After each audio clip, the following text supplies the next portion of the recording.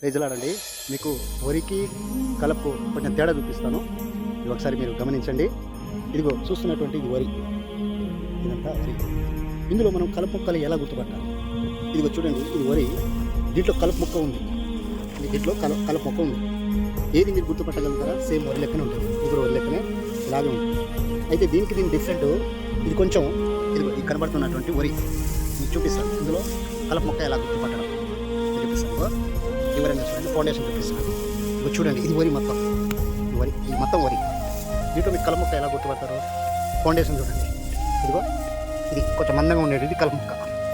ఇది స్ట్రేట్గా ఉంది, పచ్చగా ఉంది కదా, ఇది వరి. ఇప్పుడు మనం వీకాల్సింది ఇదిగో ఇది కలుపు మొక్క అనమాట. చూడండి ఎలా ఉంది, చూడండి, ఇది కలుపు మొక్క. ఇప్పుడు దీనికి వ్యత్యాసం చూడండి. ఇది కలుపు మొక్క, ఇది వరి. ఇది కలుపు మొక్క ఎలా అయితే పీకేస్తున్నాము, అలాగే దేవుడు రానున్న రోజులు కూడా త్వరగా నీతిమంతులు అనీతిమంతులు వేరుపరచడానికి సిద్ధంగా ఉన్నాడు. కనుక మనము జాగ్రత్త కలిగి భయం భక్తితో ప్రభువుని ఘనపరచడం, ఆయన మాట వినడం నేర్చుకోండి. అతి తొందరలో ఉంది.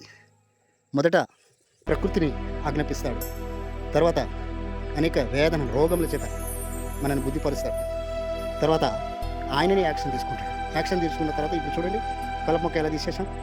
అలాగే పాపం చేసేవారిని, తప్పు చేసేటటువంటి వారిని తీసి పక్కన పడేస్తాం. ఇది తీసి ఎక్కడేస్తాం?